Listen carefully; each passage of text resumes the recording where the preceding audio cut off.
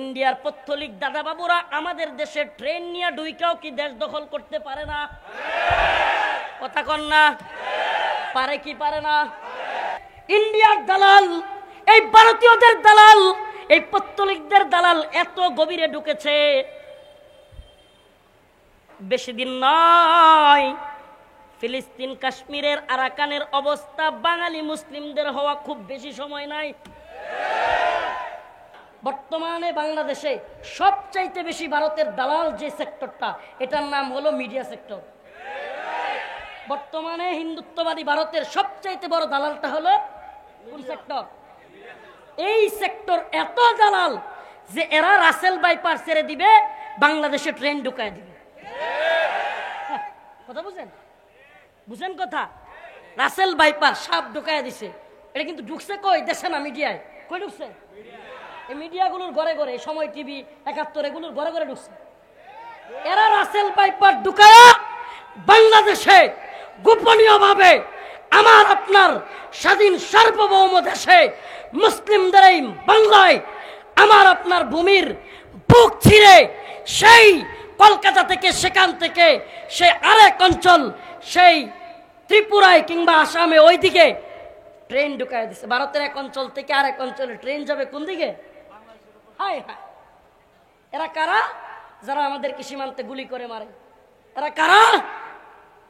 যারা আমাদেরকে পানি ছাইরা দিয়া বন্যায় ভাসায় মারে। এরা কারা?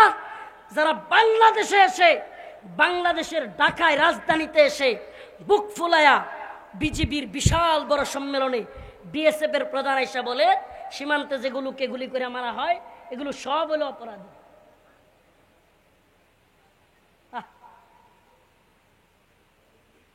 আমি কথা মনে বুঝেন নাই। সীমান্তে যাদেরকে মারা হয় এরা কি অপরাধী নির্ণয় করার জন্য ভারতেও আদালত আছে কি নাই? বাংলাদেশেও আদালত আছে কি নাই? তাহলে সীমান্তে গুলি করে মারা এটাই কি মানে শাসন আইন ফাইসালা? তাইলে এই কথা বুক ফুলায় এখানে কিভাবে বইলে গেল? কারণ একদল দালাল আমাদের সর্বোচ্চ পর্যায়ে বসে আছে। তারা জানে আমরা যাই করি, তবুও একদল দালাল আছে যারা বলবে আপনারা ভালো, আপনারা বন্ধু, আপনারা স্বামী, আপনারা কি কয় বন্ধুত্বের সম্পর্ক, আপনারা আরো কত রক্তের সম্পর্ক, কত কিছু একদল দালাল তারা রেডি করে রাখছে। এটা তারা জানে। প্রিয় হাজিরিন, বলবেন হুজুর এরা কি বুঝে না? এদের মা, ভাই, বোন বা এদের পরিবার এরা কি এই দেশে থাকে না? দেশের ক্ষতি হচ্ছে, এরা কি বুঝে না? আমি আজকে মনে করি ইসরায়েলের প্রেসিডেন্ট বিনয়ামিন নেতানিয়াহু আমার পরম বন্ধু। আজকে আমার এই দেশের কেউ মনে করে জো বাইডেন আমার অনেক বড় বন্ধু। ইহুদি, খ্রিস্টান এবং মুশরিকরা মুসলমানদের বন্ধু হতে পারে না, এই ন্যূনতম জ্ঞান ওদের মধ্যে নাই। আর যদি আপনি বলেন যে এদের মধ্যে হুজুর জ্ঞান আছে, তাইলে আমি বলবো জ্ঞান থাকলে এরা হয় স্বার্থের ধান্দাবাজ অথবা ক্ষমতার লোভী। এই ২-৩ তরিকার বাহিরে কিছু হতে পারে না। আল্লাহ পাক যেখানে, আমি আলোচনা লম্বা করব না, আগেও বলেছি আবারও বলতেছি, আল্লাহ পাক যেখানে কোরআনে সুস্পষ্ট বলতেছেন ইয়া আইয়ুহাল্লাযীনা আমানু লা তাত্তাখিযুল ইয়াহুদা ওয়ান নাসারা আউলিয়া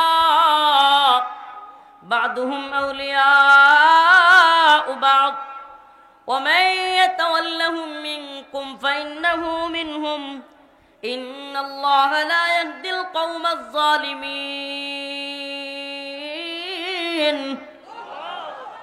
হে ঈমানদারগণ, আল্লাহ রাব্বুল আলামিন বলেন ইয়া আইয়ুহাল্লাযীনা আমানু, হে ঈমানদাররা, লা তাত্তাখিযুল ইয়াহুদা ওয়ান নাসারা আউলিয়া, তোমরা বানায়ো না ইহুদি এবং নাসারাদেরকে আউলিয়া, বন্ধু।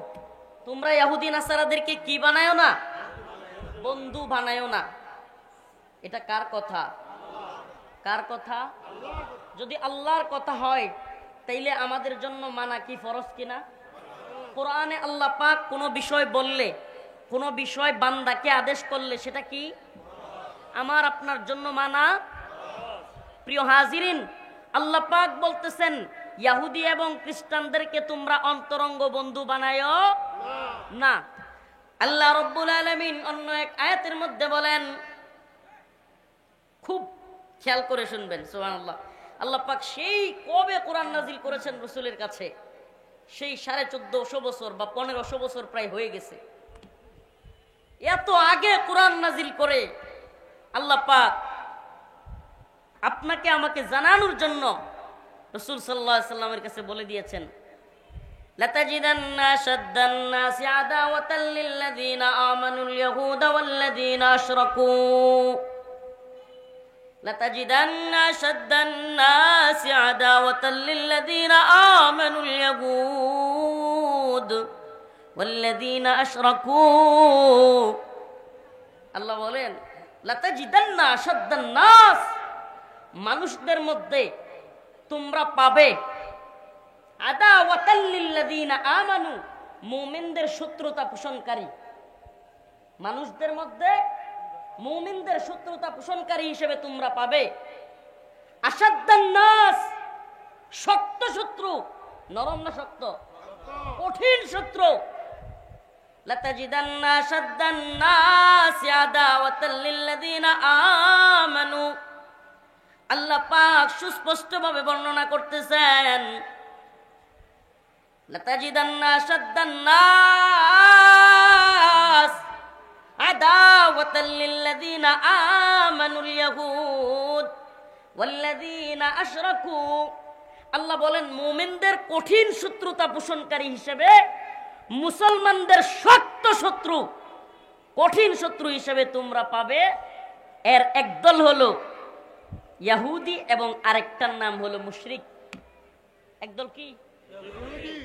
আল্লাহ পাক বলছেন কত আগে, 1-2 দিন, 1-2 মাস, 1-2 বছর, 100 বছর, 200 বছর, প্রায় 1500 বছর, 1450 বছর পেরিয়ে গেছে। আল্লাহ বলছেন, তোমরা এই যে আমি আপনি কি মুসলমান, মুমিন, আমরা ইমানদার তো নাকি? আমরা মুসলমান, মুসলমান। তাইলে আল্লাহ বলতেছেন, মুমিন মুসলমানদের সবচেয়ে কঠিন শত্রু কে? ইহুদি। 2 নম্বরে আপনি একটু মিলান, আসেন একটু মিলাই, আমরা প্র্যাকটিক্যালি মিলাই দেখি, বাস্তবে কি করি আমরা মিলাই। বর্তমান পৃথিবীতে সবচাইতে বেশি মুসলমান নির্যাতিত জায়গাটার নাম নাম কয় না নাকি? ফিলিস্তিনের নিউজও রাখেন না? আল্লাহ, কোন মুমিন ফিলিস্তিনের খবর না পাইলে, ফিলিস্তিনের খবর পর্যন্ত না রাখলে আর দোয়া না করলে এই মুমিন মুনাফিক হিসেবে মৃত্যুবরণ করবে। আপনি জানেন আজকের খবর, আল্লাহর এক বান্দি, বৃদ্ধ বয়স, অনেক বৃদ্ধা মহিলা, ফিলিস্তিনের একটা অঞ্চলে ইহুদিরা গিয়ে রেড দিছে, জায়নিস্ট ইসরায়েলি সৈন্যরা রেড দিছে, এবং ওই যারা নাকি ওই অঞ্চলে শিবির বানায়া বিভিন্ন তাঁবু টানায়া থাকে, তাদেরকে সেখান থেকে সরে যাওয়ার জন্য বলছে। এক বৃদ্ধা, উনি সেখান থেকে যাই নাই। আল্লাহ আমাদেরকে ক্ষমা করেন, হায় আল্লাহ আমাদের ক্ষমা করেন। ওই বৃদ্ধার ঘরে ইহুদিবাদী ইসরায়েলিরা রাতের বেলায় ভয়ঙ্কর হিংস্র কুকুর ছেড়ে দিছে। এই ভিডিওটা আপনি চাইলেই মোবাইলে দেখতে পারবেন। ওই বৃদ্ধার রাতের বেলায় বৃদ্ধার ঘরে হিংস্র কুকুর থাবা দিয়ে দিয়ে ওই মহিলাকে খাচ্ছে। আল্লাহ, আমরা আপনার কাছে ক্ষমা চাচ্ছি। হায় উম্মার যুবক, হায় উম্মার যুবকেরা, হে প্রিয় ভাইরা, লাইকি, ফেসবুক, টিকটক, নারী, মদ, জুয়া, ইয়াবা, এগুলোর পিছনে তুমি আমি পড়ে আছি।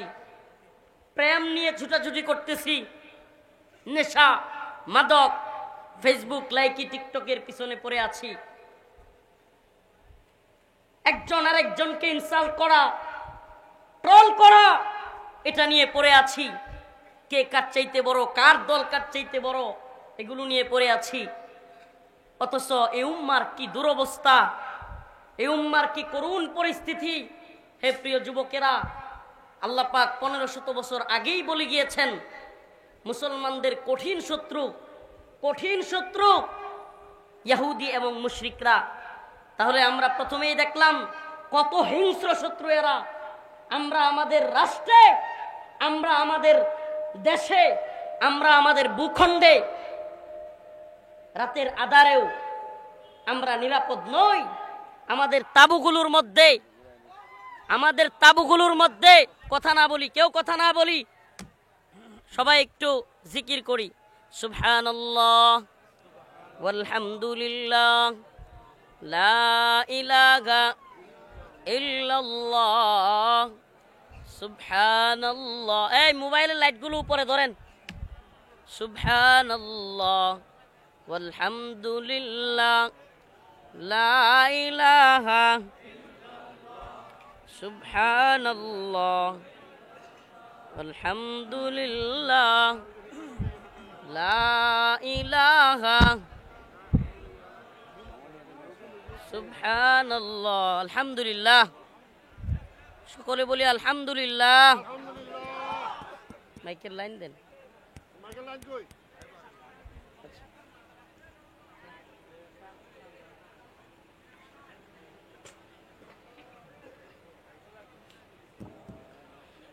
তো বলতেছিলাম আল্লাহ রাব্বুল আলামিন 1500 বছর আগে এই মুমিন মুসলমানদের কঠিন শত্রু কারা হবে সেটা জানায়া দিচ্ছেন। একদল হলো ইহুদি। ফিলিস্তিনে আজ বর্বরোচিত হামলা, যে ভয়াবহতার, যে নৃশংসতার কোনো ব্যাখ্যা হতে পারে না। কোনো কথা দিয়ে এটা বোঝানো সম্ভব না রে ভাই। আপনি বুঝেন, ছেলের সামনে মা থরথর করে বোমার আঘাতে, স্প্রিন্টারের আঘাতে মারা যাচ্ছে।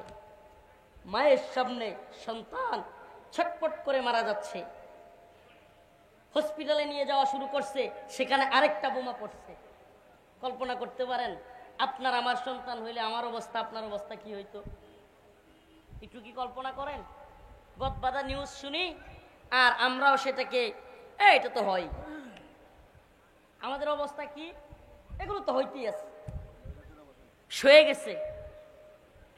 হুজুরি চলে আসছে, আমি ছেড়ে দিই।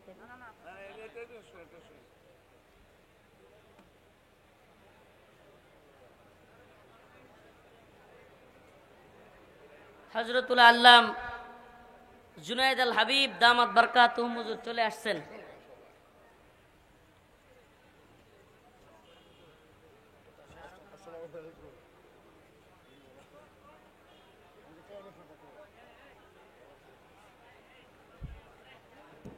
প্রিয় ভাইরা আমার, আল্লাহ রাব্বুল আলামিন সেই 1500 বছর আগে আমাদেরকে শত্রু মিত্র জানায়া দিয়েছেন। লাতাজিদান্না আশাদ্দান নাসি আদাওয়াতাল লিল্লাযিনা আমানুল ইয়াহুদ ওয়াল্লাযিনা আশরাকু। মুমিনদের সবচাইতে কঠিন শত্রু হিসেবে মুসলমানরা পাবে এক দলের নাম হলো ইহুদি, আর এক দলের নাম হলো মুশরিক।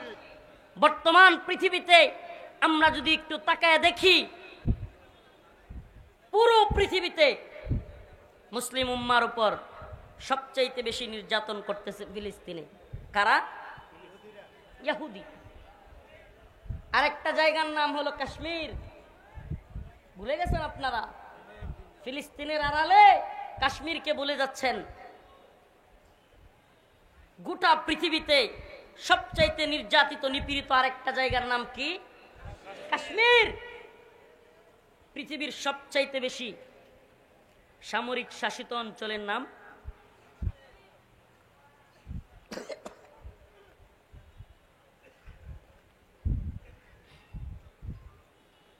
সবচাইতে বেশি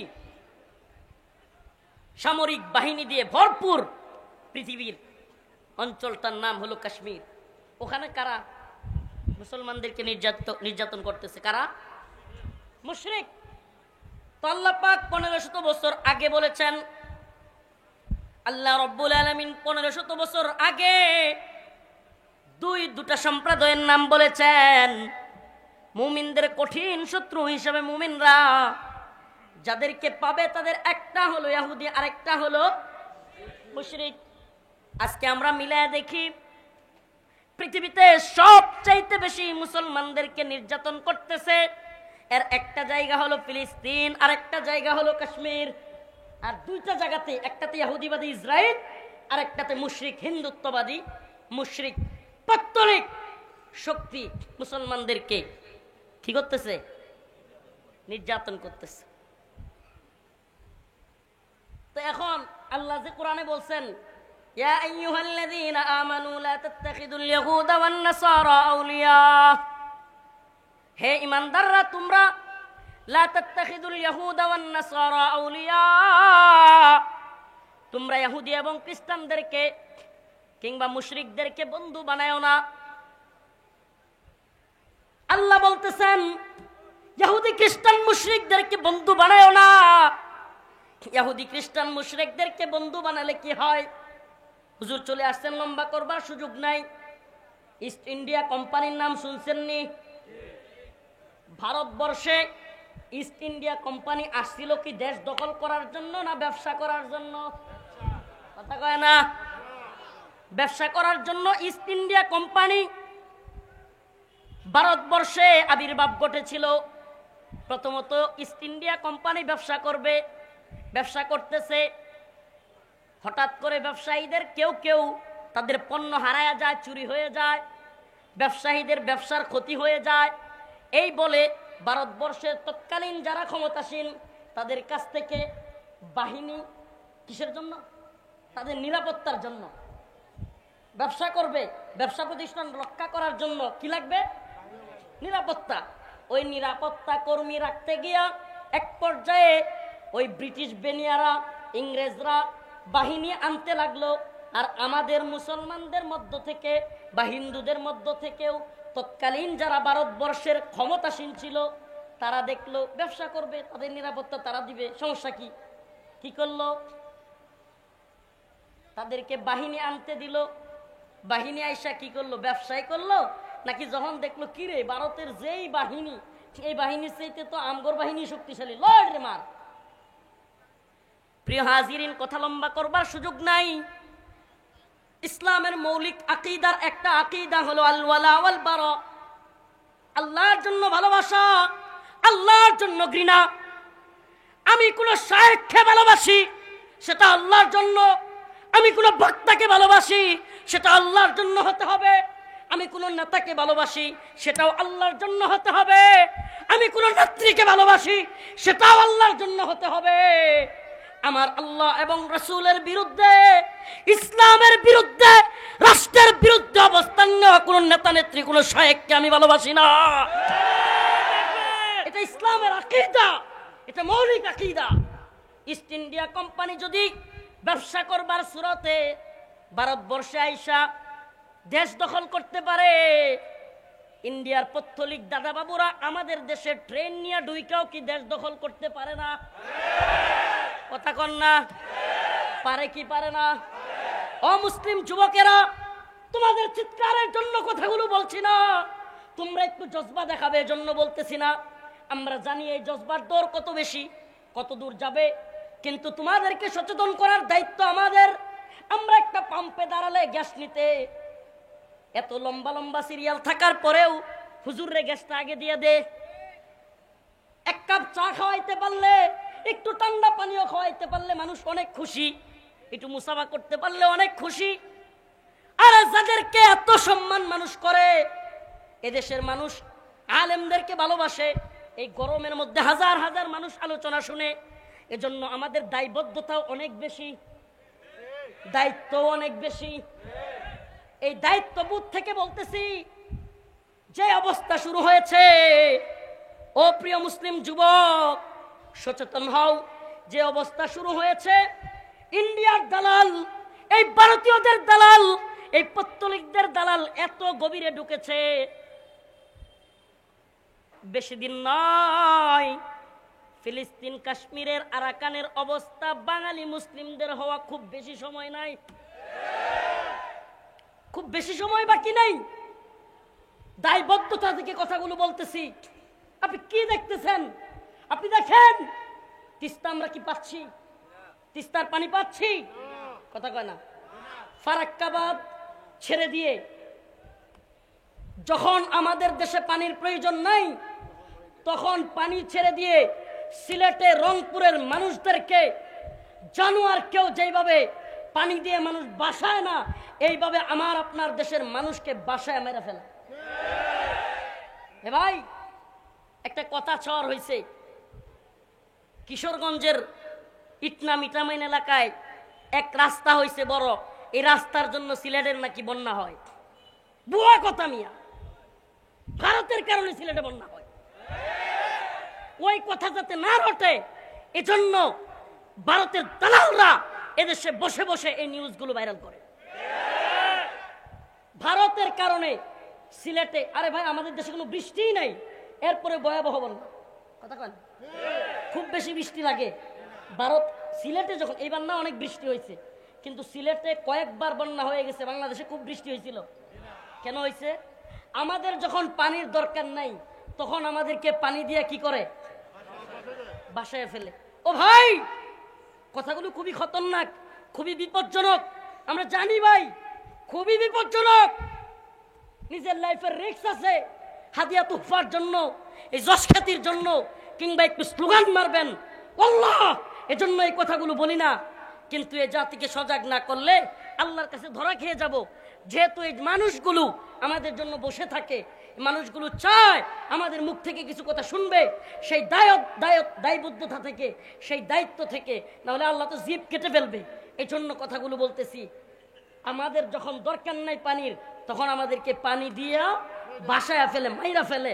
আর আমাদের জন্য পানির যখন হাহাকার, রংপুরের বিভিন্ন অঞ্চলের মুসলমান মানুষ যখন, রংপুরের মানুষেরা একটু পানির জন্য তাদের ক্ষেত চাষ করতে পারে না, তখন তিস্তার বাঁধ আটকায় দিয়া এই অঞ্চলটা মরুভূমি বানায় দেয়।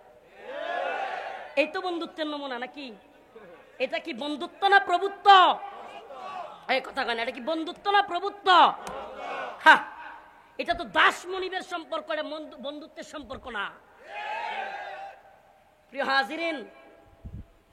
হাজিরিন, আমরা কতদিন কথা বলতে পারবো, বা আসলেই কথা বলা সম্ভব হবে কিনা, এটা আল্লাহ পাকের ইচ্ছা। এই দুনিয়ার কোনো ক্ষমতাসীনদের পরোয়া করে, দুনিয়ার ক্ষমতাসীনরা কতটুকু বলতে দিবে, কতটুকু বলতে দিবে না, এই চিন্তা করে আল্লাহ কখনো কথা বলিনি। কারণ জেলখানায় যখন থেকে হাদিসটা দেখেছি, হাদিসে কুদসি আল্লাহ পাক বলেছেন, হে আমার বান্দা শুনে রাখো, জেনে রাখো, যতদিন আমার ক্ষমতা আছে তোমরা পৃথিবীর কোনো ক্ষমতাসীনকে ভয় করো না। সুবহান, বিশ্বাস আছে তো? যতদিন আমার ক্ষমতা আছে, কে বলতেছেন? আল্লাহ বলতেছেন, যতদিন আমার ক্ষমতা আছে ততদিন তোমরা পৃথিবীর কোনো ক্ষমতাসীনকে কি করো না। এবং একথাও জেনে রাখো, আমার ক্ষমতা শেষ হবার নয়। সুবহানাল্লাহ। তাহলে আমরা কার ক্ষমতায় বিশ্বাসী? আল্লাহর ক্ষমতায় বিশ্বাসী হওয়ার কারণে এই কথাগুলো এখনো বলবার হিম্মত। আমি একটা ছোট্ট উদাহরণ দিয়ে শেষ করতেছি। মনে করেন একটা লোকের নাম আব্দুল মুমিন, নাম কি? আব্দুল মুমিন। সে যুবক বয়সে লেখাপড়া করছে, করার পরে তার একটা প্যানেল তৈরি হয়েছে কিনা, অনেক বন্ধু বান্ধব সার্কেল আছে কিনা, এরা একটা সময় বড় হয়েছে। বড় হওয়ার পরে যারা একসাথে বড় হয়, প্রতিযোগিতা চলে কি চলে না? একজন আর একজনের চাইতে কে কাছে বড় হইলো, কার বেতন বেশি, কে ভালো স্ট্যাটাসে আছে, কে কার কাছে বেশি ফোন দেয়, আছে না নাই? যখন ওই আব্দুল মোমেন বা আব্দুল্লাহ দেখে, হাইরি কি অবস্থা, আমার তো বিশাল শান শৌকত, আমার টাকা পয়সার অভাব নাই, আমার ব্যাংক ব্যালেন্সের অভাব নাই, আমার সব বন্ধু বান্ধবের কাছে আমি সম্মানিত, কথাটা বুঝেন? তখন এই লোক চিন্তা করে একটু দালালি করলে আর সমস্যাটা কি? আমি অনেক বুঝাইতে পারতেছি না আপনাদের। মানে দালালিটা কেন করে, চাটুকারিতা চামচামিটা কেন করে? কারণ হলো এই সমাজের অবক্ষয়, লম্বা করার সুযোগ নেই, আল্লাহ মাফ করুন, সামাজিক অবক্ষয় হয়ে গেছে। এটা কি?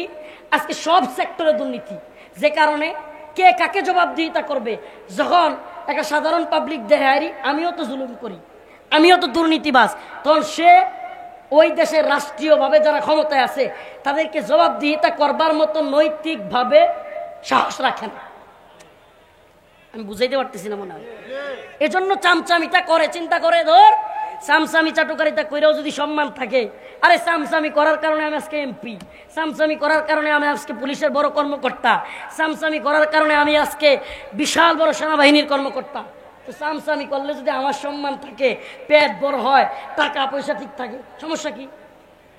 প্রিয় ভাইরা আমার, বন্ধুগণ আমার, এই চামচামিটা 1-2 দিনে তৈরি হয় নাই। এই চামচামিটা সময় লাগছে, দীর্ঘ সময়ে এই চামচামির একটা সেক্টর তৈরি হয়েছে। এখন এরা চিন্তায় করে পকেট আর পেটের ধান্দা ঠিক রাখা। এজন্য আমার আপনার ভূমিতে ট্রেন ঢুকলো, সাপ ঢুকলো না গুইল ঢুকলো, আমাদের নেত্রকোনায় কয় গুইল ঢুকছে, কি ঢুকছে? গুইল ঢুকলো, এটা এদের দেখার দরকার নেই, এদের দেখার দরকার নেই। আমার আপনার রাষ্ট্রের স্বার্থ, আমার আপনার ইসলামের স্বার্থ দেখবার দায়িত্ব এখন এদের হাতে নেই। এখন আলেমরা কথা বলবে আর আলেমদেরকে ধরে ধরে রিমান্ডে নিবে, হঠাৎ করে জামিন কেটে দিবে, গ্রেফতারি পরোয়ানা জারি করে দিবে, অনেক কিছু হইতে পারে, আল্লাহ মাফ করো। এগুলো চলতে থাকবে। ভয় ভয় গুড়ি ছেড়ে দেয়, নাটাই কার হাতে রাখে বুঝেন তো? গুড়ি কি করে? ছেড়ে দেয়, নাটায় একজনের হাতে রাখে, যে গুড়ি চালা।